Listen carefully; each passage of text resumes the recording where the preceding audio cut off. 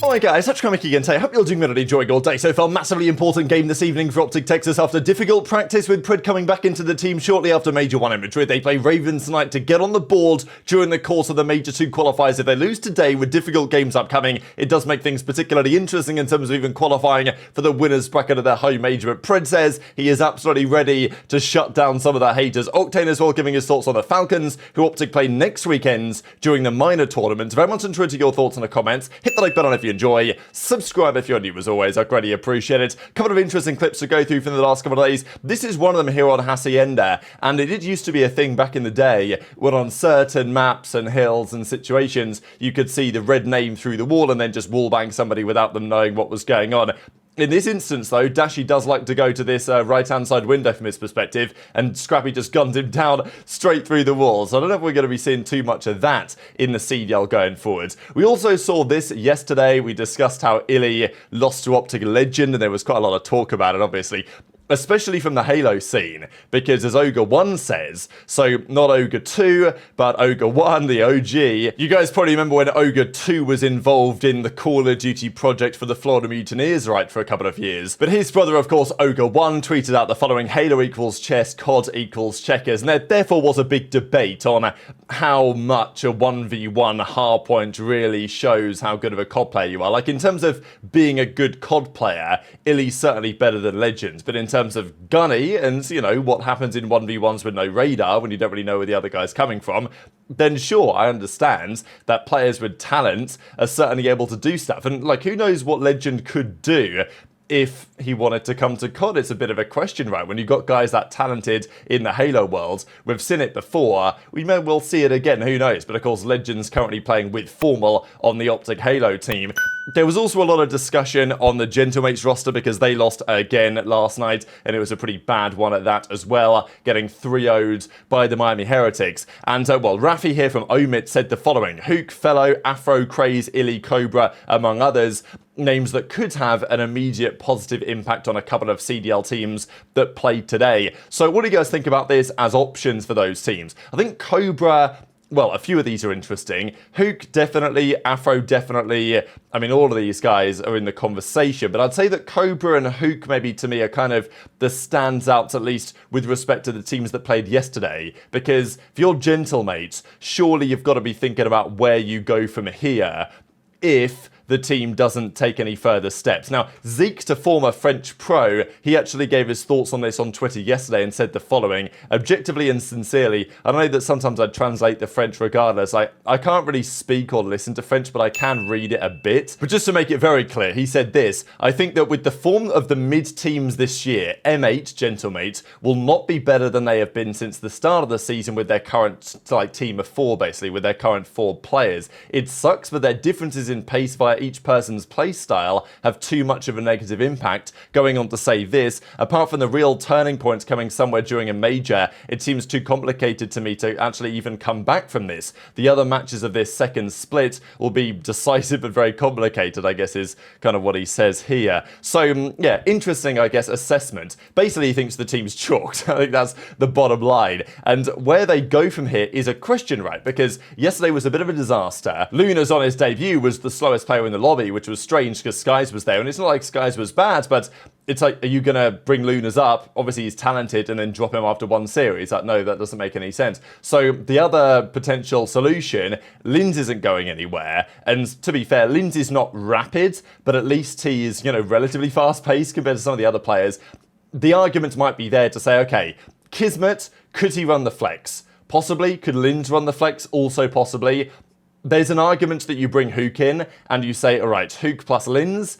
And, I mean, man, that would be something to watch on LAN in terms of decision-making, I'm sure. But would it have some upside? Absolutely. Maybe Kiss to the flex, maybe Lunas or Skyz stays as the AR. That's a possibility because I definitely think they're just significantly too slow right now. Hook would speed them up, right, for sure. And there are other options as well. I guess the other choice why I mentioned Cobra was that, you know, he's French, right? So there's a possibility to lean that way. And this I thought was interesting because Gotaga apparently said on stream yesterday that they were considering dropping Skyz instead of Priestahh, but they decided to keep Skyz instead of Priestahh for whatever reason. And, well, that obviously implies that they could therefore consider the alternative. Priestah's still there, warming the bench. They could consider swapping those around again. But this is also interesting that they were looking to change before the major, but after they did well against OpTic, they kept the roster. Well, first they didn't do well, they lost. So, well, okay, they went game 5, but that was an OpTic team that had just got slammed by Miami in game 5 and then lost to the Ravens.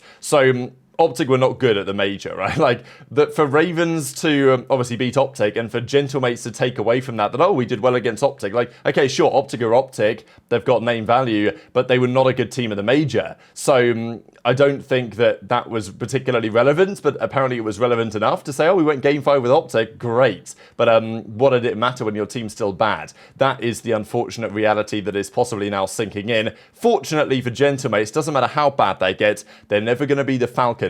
Yesterday was rough. I do want to share a clip here in a second from Octane.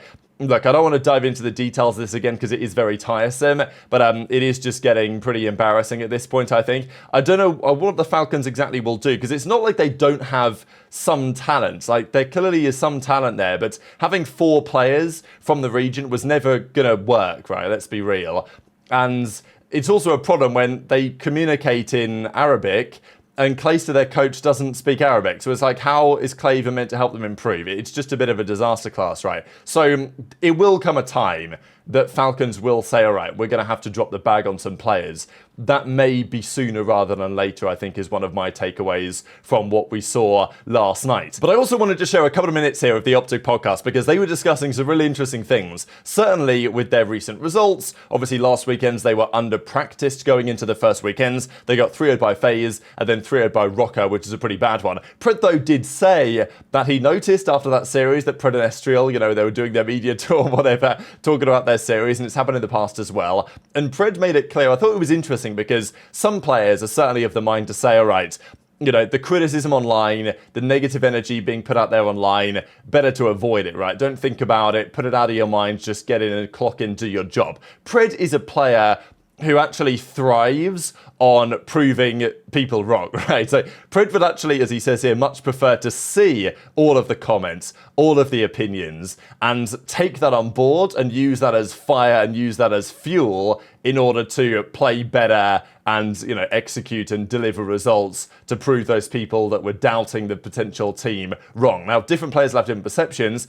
Kenny may not be like this. Kenny may prefer to stay off the internet. Pred does it the other way around. But his opinion absolutely is that his intention today and next weekend and for the rest of this cycle, certainly going to Allen, again, Texas, where the scene of the crime, where they won the World Championship last year, he wants to prove the haters wrong, and of course, OpTic believe they're exactly capable of doing that with the roster that they have. They don't know what's going on. Bro, they don't know what's going fucking blows. I have to watch Falcons give 10 points to everyone they play for the rest of the year. They're probably not going to win a series, barring some fucking friendship bullshit. Fucking, I'm not trying against Falcons because we're both not qualified for champs LAG at the end of the year. Falcons fucking suck. They're terrible. They're so bad. And the fact that I have to watch them play these series is depressing to the CDL. I'm so serious. I got a comment at the beginning of my stream today saying that we're bullying them. We're bullying them, guys. By the way, we're bullying them. Why did you buy a spot and make us watch the worst fucking COD of the last 5 years? Why? I mean, go buy LAT. Go offer him $1 million. I mean, listen, why am I watching Wixel and his fucking school friends get trick-shotted? That's not right. What's the point? Tell me, are any of these 4 players on the team next year? This is a weird situation. No. Are any of these 4 players in the league next year? No. Why the fuck am I literally going up into this weekend? Like, it was everybody's understanding. We all talked about it, that they were going to go in heavily under practiced, right? Obviously. So anything that happened this week, and we went up against FaZe, who is a fucking well-oiled machine right now, you know? So I for one, like, I've been, you guys have been here before. I've been here before. Yeah. Hell yeah. A lot of times. It would have been good timing for a Falcons series. Dude, what's funny, we actually do we play them? Yeah. It would have been a great weekend to have, like, okay, we lost 3-0 to FaZe. Next match is Falcons. I was fucking around with AG. I was like, yo, do we play Falcons? But it's good because we only have one match this week, and then it's the minor. So then it's like, we have a good time to like... Yeah, that's what I was saying on the watch party. I was like, yo, like, this was a bad weekend. Obviously, thank God they only got one match next weekend. Because, like, if you guys come in and have another bad weekend, at least you don't got to play twice. Like, and then we you just can need as focus. much practice as we can get right now. Exactly. That's like the biggest thing. Dude, the fucking chat. Oh, It's horrendous, isn't it? oh man. That's what we're all on the same team, man. This is always how it's gonna be. Like, it's gonna spill into Halo. They're gonna ask all the guys in Halo what they feel. Obviously, Formal's gonna give his opinion. They're gonna ask the watch party. Yeah, they actually love it. They love hearing it from the horse's mouth. Dude, nah, they were like, dude, Scump won't even say Ken's name. I'm like, like, dude, what do you want me to do? Sit here and say that my friend is getting fucking like I'm just not gonna do that. Like, yeah, he had a couple bad series. Fuck are you looking at? Yeah. No, like it's like, you know, I'm just not gonna do that because I honestly, like, I say it all the time, but I have full faith in you guys, you know, all four of you to fix it. Yeah. And like Ant said, it's 2 regular season league matches. Like, you guys aren't gonna be struggling to make champs. Yeah. You know, it's like, it's just funny because like because even last year when we in Major 4 we lost, and then like I swear the next day I wake up and fucking people on like talk shows and shit. Oh, like what? How you guys feel after beating OpTic? Yeah, and these people are literally like, yeah, fuck, I don't know what they were doing and shit. I'm like, what the fuck? Yeah. Yesterday, AG got so tight. He was like, where the fuck is Pollux and Estra? Like, these guys are on ESPN on fucking talk shows and shit. I love it though. For me, just fuck. I love that shit. I just know everything. Yeah, AG's actually good. I look for that shit. Like, I'm not someone that like, you know, people like get off your phone. I'm fucking looking for shit to find. Just keep it. I'm looking. Yeah. I'm searching. You heard me, right? I'm like, I want this motherfucker to be angry out there. Yeah. Bro. But as I said the other day, I think with where OpTic were last weekend, it's not as simple as just, oh, let's just keep putting in the time and it'll work out. Like, I think they have to have some sort of strategy as to way that they're going to approach this. And maybe one of those is just playing a bit more 8s. I mean, we saw yesterday, Ant as in Shotzzy and AG as in Pred were playing 8s yesterday. Drazah was in 8s here as he tends to always be, and he was playing with a number of players, but Pred was here, Shotzzy was here, Mack, Renkor, Skyz, Kremp, Lynz, Paul X, who always tends to be in them as well, and some other familiar names as well. But yeah, Shotzzy, Scrap, Pred, all getting involved, trying to get some good practice in ahead of the upcoming weekend of games, and they play one game this weekend, and that game happens tonight. So let's talk about that. 4 games this evening. Again, no like blockbuster banger game really, but still some interesting matchups. Miami, they looked very good yesterday against Gentlemate. Will they be able to beat FaZe? They can probably take a map, but FaZe are going to win the series. Ravens, Texas though, like this is the series of the day because it's so important, right? Ravens took a victory yesterday, a very impressive one, and that's why, for OpTic's sake, this again becomes pretty tricky, right? Because Ravens at the Major in Madrid, they got smoked by Thieves round 1. They dropped down to losers, and Ravens beat Falcons, right? So congrats. OpTic were very much expected to win that series after beating Gentlemates, but they didn't. Ravens beat them in the ends. They obviously have beat them both times they've played so far this season, right? Because Ravens also beat them during the minor. This, though, is the team that Shotzzy's talked the most trash to, right? Saying these guys aren't playing the right way and all this stuff. And OpTic don't like scrimming, it seems, against the Ravens because they don't feel like they're getting quality practice in. Ravens have proven them wrong to some degree both times they've played so far this season. Will tonight be an exception? OpTic will certainly need to make it so.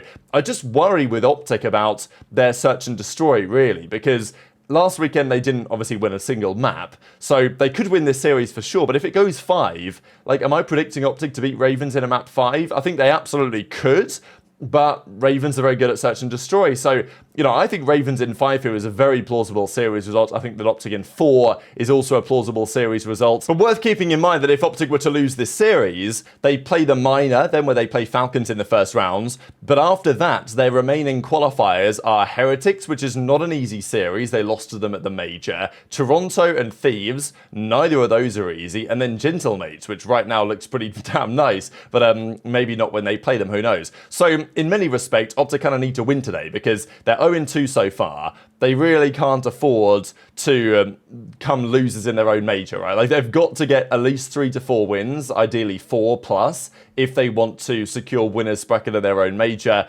And that's going to start this evening. The other games, Gorillas Surge. Look, Gentlemates after yesterday, tough to imagine them beating Surge after the great start that Surge have had to the stage. And then Boston-Toronto is actually kind of interesting because Toronto had a confusing series loss last weekend to Cloud9 where they got destroyed. Then they beat the Ravens, who then beat Rocker. So in that mids pack, it's all over the place. Tough to say who's going to win this one. Kind of want to say Toronto, but yeah, not too sure right now. I think Boston might be on. I don't think they're going to be able to maintain quite what they did during Major 1 qualifiers. That's my opinion. But then again, maybe neither can Toronto, and they were one of the top seeds as well, 2nd and 3rd seed, these guys going into Madrid. Doesn't quite feel the same case nowadays. But very much intrigued to your thoughts in the comments. Hit the like button if you enjoyed. Subscribe if you're new. Take care, and I'll see you next time.